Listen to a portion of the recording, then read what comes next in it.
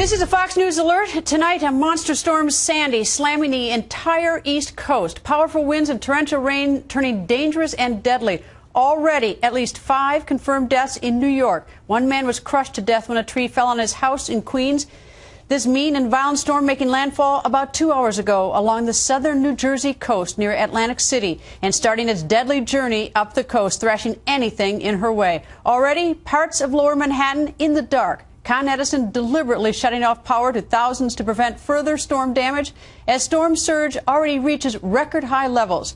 Getting help is a nightmare. New York City's 911 system is overloaded. It's not just New York, though, and New Jersey. In Maryland, Sandy downing trees, leaving thousands and thousands without power. In Delaware and New Jersey, raging floodwaters drenching and in some instances drowning coastal towns. 50 million people still in Sandy's line of fire. The count at this hour is more than 3 million without power.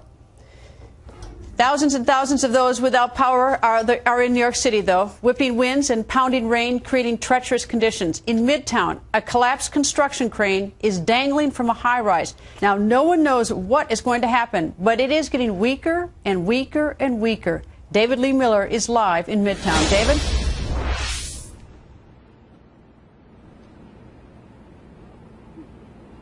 That's right, Greta. There's a great deal of drama here in Midtown Manhattan. Over my shoulder on 57th Street, one of the major arteries completely sealed off.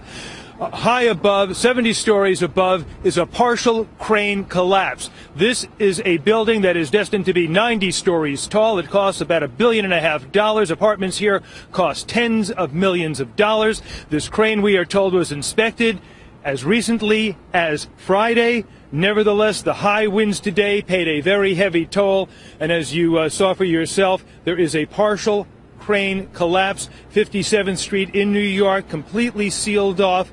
There is fear that the dangling portion of that crane could come tumbling down to the ground. Nearby apartments and offices have now been evacuated. The situation in Midtown, though, as dire as it is, nowhere near as bad as lower Manhattan. We just heard Mayor Bloomberg talk a moment ago, specifically south of 14th Street, Battery Park City, much of that underwater. I was there earlier today. We watched the promenade where people frequently take a walk in the evening, completely covered with water. Some 10,000 people live in Battery Park City. It has now been designated Zone A. That means mandatory evacuation.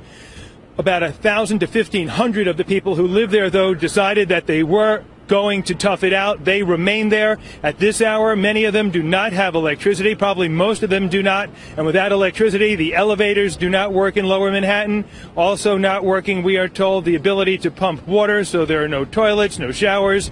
Lower Manhattan in for a very difficult time the next few days. We are told that the water level in lower Manhattan surged to as high as 14 feet. It broke a record, Greta, but now there is some good news. We understand that the water is starting to recede, but indeed the damage is done.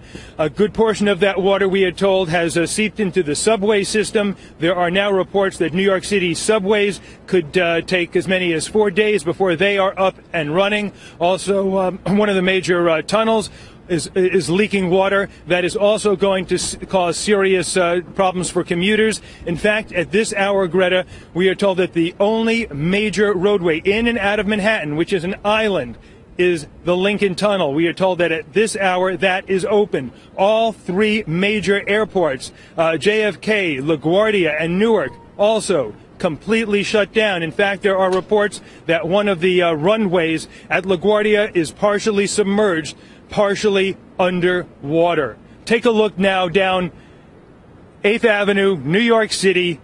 Normally, bumper-to-bumper traffic, even though it's 10 o'clock at night, a very busy street. You see only a handful of taxis, a handful of cars, mainly emergency vehicles.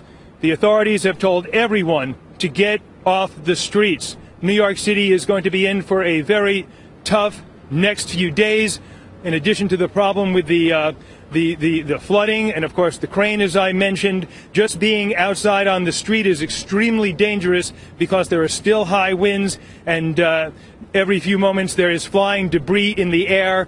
Your chance of being hit, killed, seriously hurt, very great. and many New Yorkers staying at home, a handful out in the street. You can take a look. We'll spin around again one more time. You can see these people here to take a look for themselves at the scene in Midtown Manhattan.